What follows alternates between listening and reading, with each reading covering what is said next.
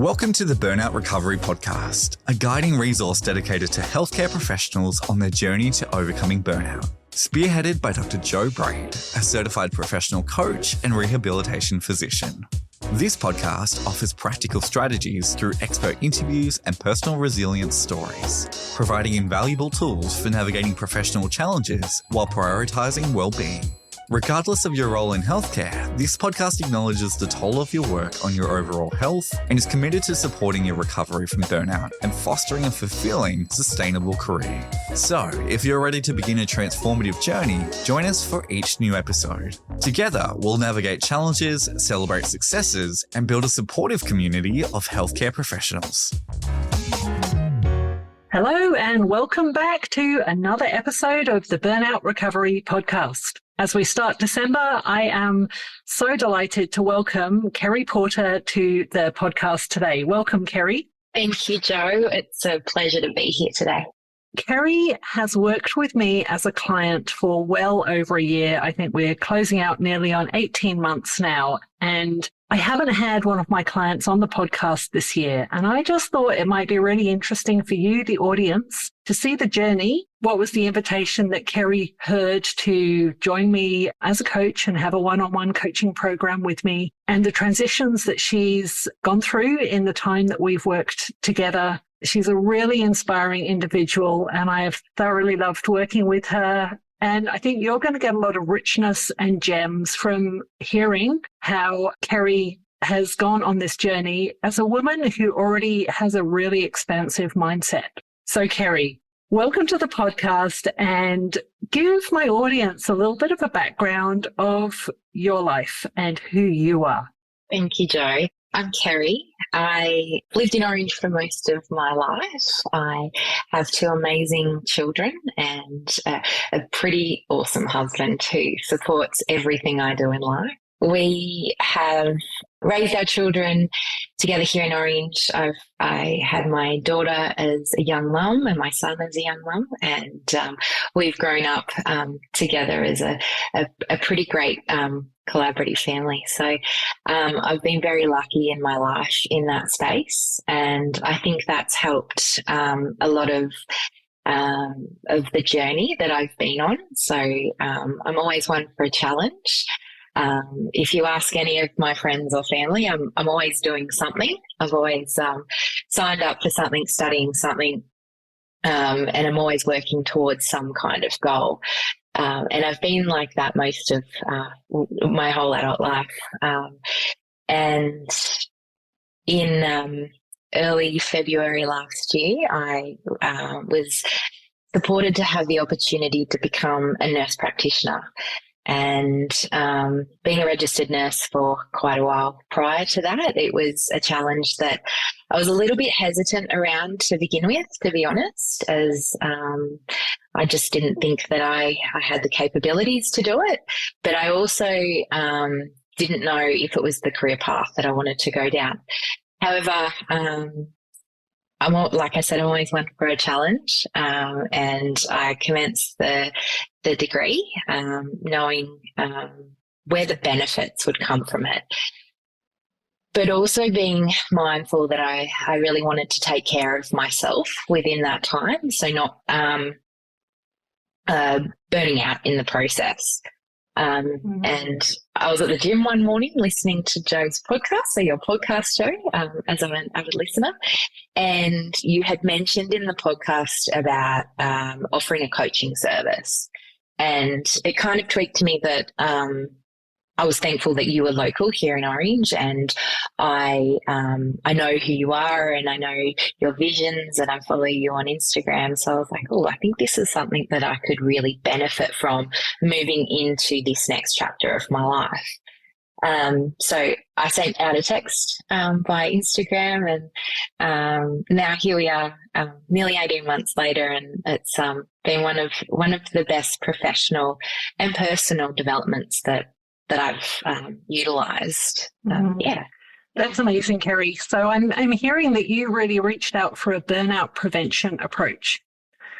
Yes. So insightful in the healthcare space that you also work in as well as upskilling and studying on top of your usual job that you had as well, and you had this approach that I want to stay well as I go through maybe an additional workload, or however you want to describe what was happening there. Yeah.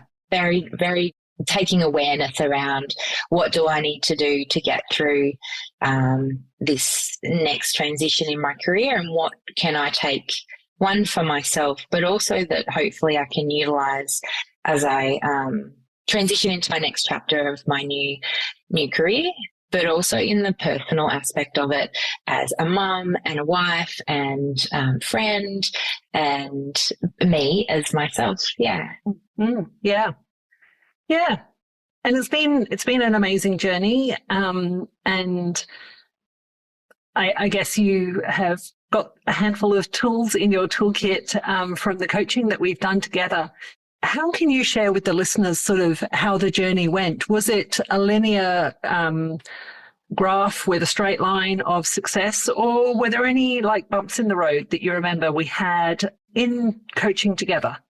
I probably wouldn't say it was linear, but not in a negative aspect. I'd say that what coaching has helped me do is find those roadblocks or the barriers that I may have not been aware of, or if I had a perception of something.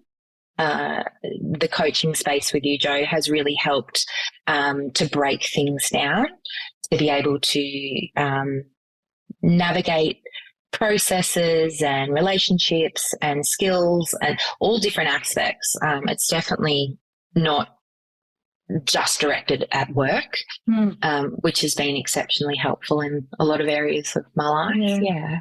Yeah. So opening up those, I guess taking the blinkers off and being able to see things in a bit of a broader perspective has definitely been useful and helpful for myself. Yeah. So I know we worked on burnout prevention. Do you think there have ever been times, or you would know now, what to look out for in terms of signs of burnout in yourself? Most definitely, which in reflection, looking back 18 months to 2 years ago, I probably didn't realise as much.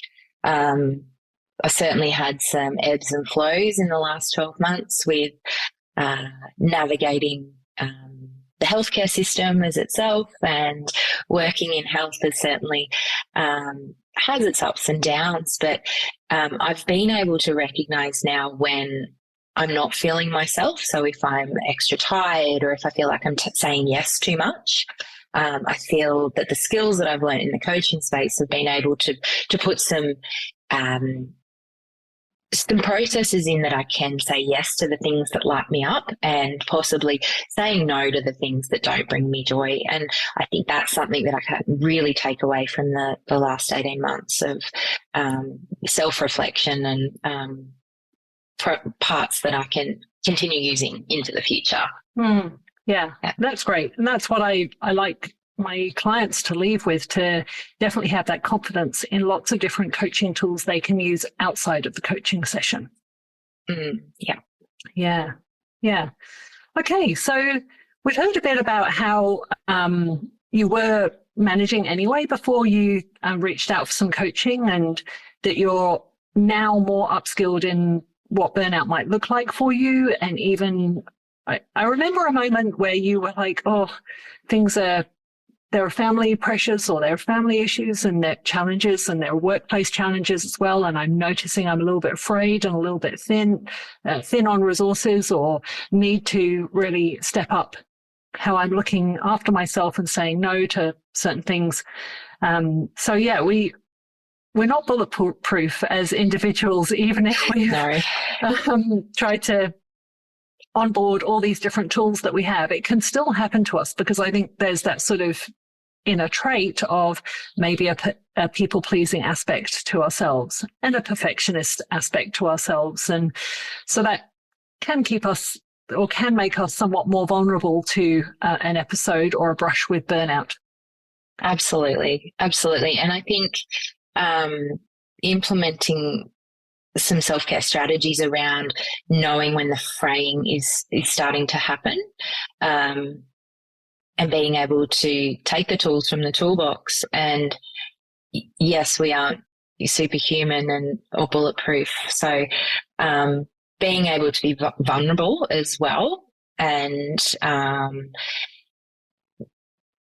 self-reflection is very important in that too. So maybe I can't handle it all at the moment. Maybe this is an area of my life I need to just put on the back burner, or I'm going to focus on this at the moment because this lights me up right now, and feeling joy and happiness is my priority. So, yeah, I think that's something that's really that I've focused on with you, and that I've been able to then come and reflect in this space with you to continue to grow and morph that, because I think it's an ongoing process, not just a tick box.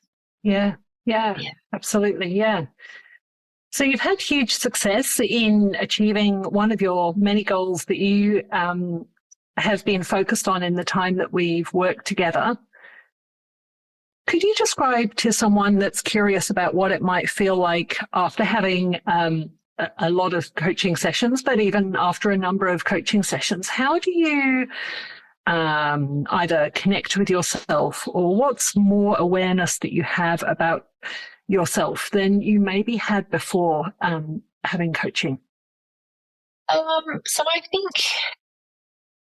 taking like a look back at, past me, I think current me is certainly more open to growth and expanding who I am as a person. I think that's something that I've certainly found beneficial, and I probably wouldn't have utilised in the past.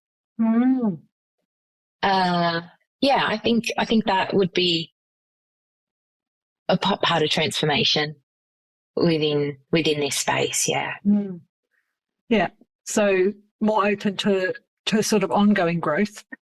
Yeah, ongoing growth. Yeah, exactly. Yeah.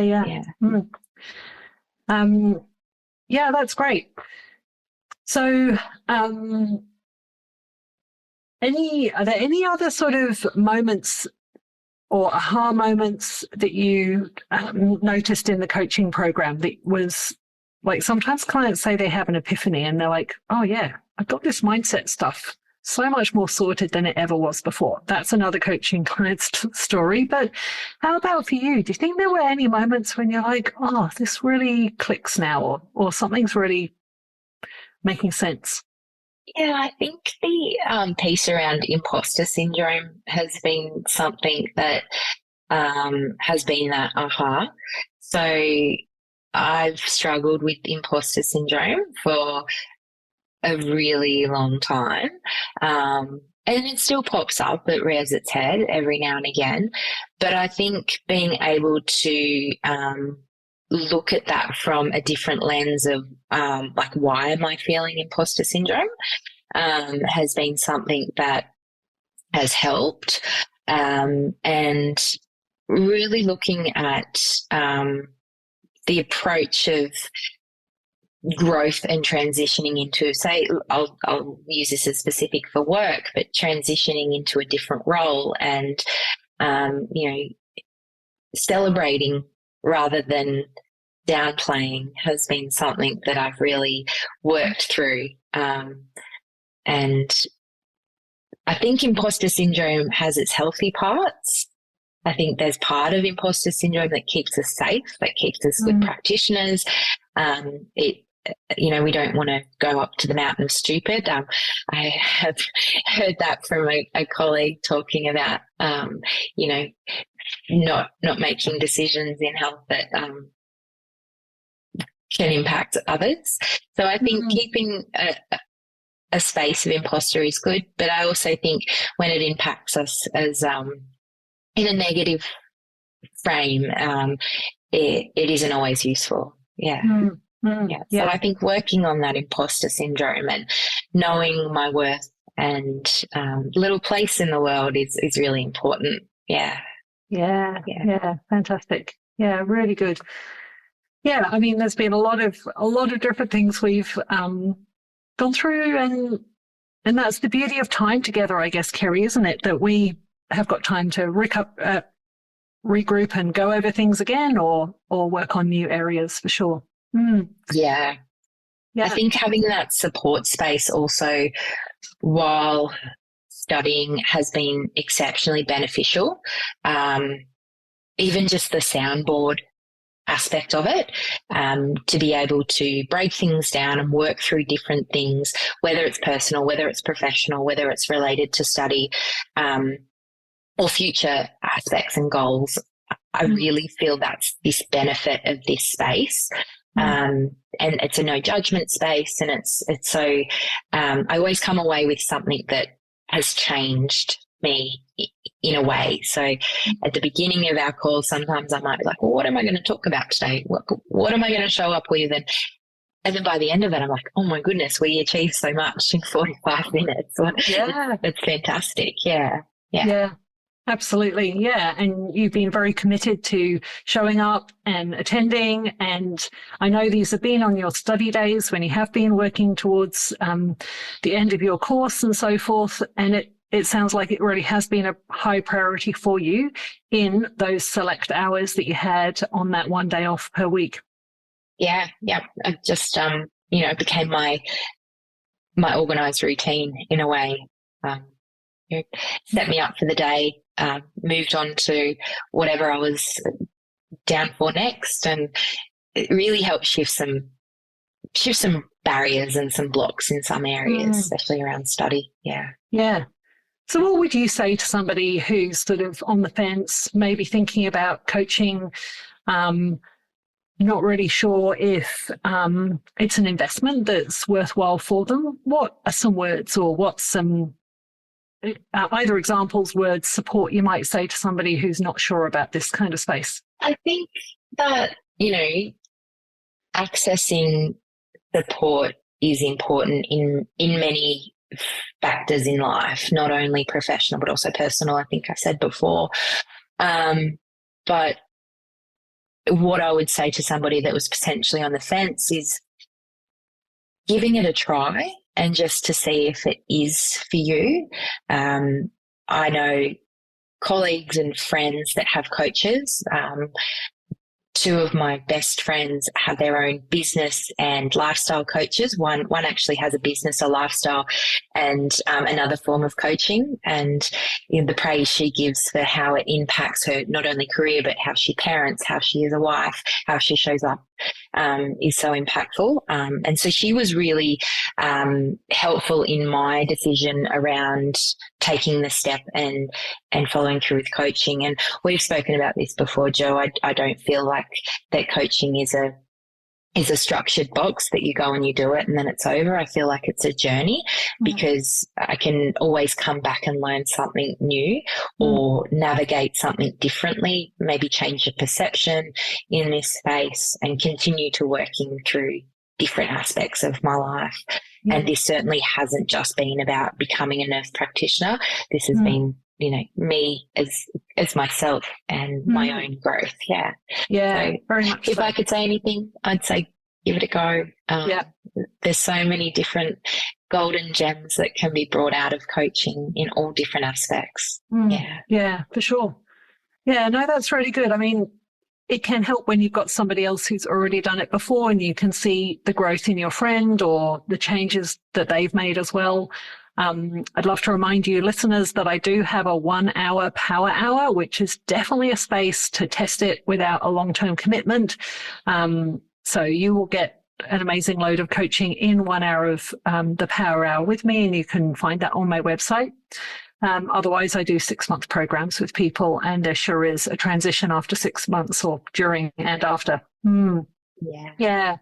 Okay. So we've got a great idea of your journey that you've had that's brought you to coaching, and the shifts that have continued, and the professional development as well as personal growth that you've had through all of this time. I'd love to know, what is your self-care routine that you rarely miss? What would you like to share with the audience? Usually it's one thing, but some people definitely put more than one thing in there, Kerry. So I am all for self-care. I think self-care should be part of everybody's day. I have 1 hour in the morning when I get up, and that's my hour where my children and husband are in bed, so I don't disturb anybody. And I spend that time with different processes. So some days I might get up and write in my journal, or I might read a book that I'm currently reading. It's always professional development, personal development that I read in the morning. I always have PD in the morning and then some fiction at night, because that's how I start and finish my day. But I love to exercise. Moving my body is really important to me, whether that's going to the gym or a boot camp session. I started running when I started studying 18 months ago, 2 years ago, and that's been something that's been really helpful as well. Nothing better than a good podcast or some good tunes while you're out there pounding the pavement, and I found it really helpful for my own mindset. So that's kind of my three little things that I do every morning, and I always take time for them, no matter where I am, whether I'm on a girls' trip. My friends always know that I'm up at Sparrowfight doing some kind of self-practice. Family holidays, I'm always up early doing it. But it's really helped me. And continue to help me. Yeah, love that. I couldn't agree more that self-care is such a great foundation for anybody's life, whether or not you're looking for burnout prevention tools or burnout recovery. It seems very innate for you, Kerry, that it's absolutely pretty well guaranteed that you're going to be up and you will have that hour for you. Even if your shifts start maybe at 7 a.m. or so, you'll be up well and truly before then to have that 1 hour to set yourself up for the day. Very intentional, very committed to that. Yeah. And I think I always will be. Yeah. It's something that it starts my day off right, no matter what's happening externally. Would there be anything else that you want to add to this fairly short and sweet interview that we've had? You're welcome to expand on anything if you'd like to, but if you feel fairly complete with what we've gone through now, that's absolutely fine as well. Yeah, no, I think that's my little journey in a nutshell, and I'm excited to continue working with you, Jo. We've already set our plans up for 2025, so that makes me happy. Always love to have some future plans in the pipeline. Well, thanks, Kerry. I mean, many congratulations to you. You are really somebody that I think sees the potential in yourself, takes up the opportunity for growth, really has that clear growth mindset approach to life, not fixed, which, people might have had previously, or some people still wrangle with a fixed mindset. And why can't this be any different? You've been an absolute pleasure to coach, and I look forward to having our ongoing coaching relationship in 2025 as well. So wishing you all the best with what lies ahead for you. And thank you so much for coming on my podcast today and sharing your story with my audience. I know they're going to get a lot of richness and gems from it. I'll see you again sometime before too long. Take care. Thank you, Jo. Thank you. Thanks for listening to this episode of the Burnout Recovery Podcast. If there's someone in your world who would also benefit from this, please share it with them. Remember, you're not alone, and there is hope for a brighter, more fulfilling future. Let's continue this journey together, one episode at a time. For more resources, including how to move from dread to delight, head to drjobraid.com.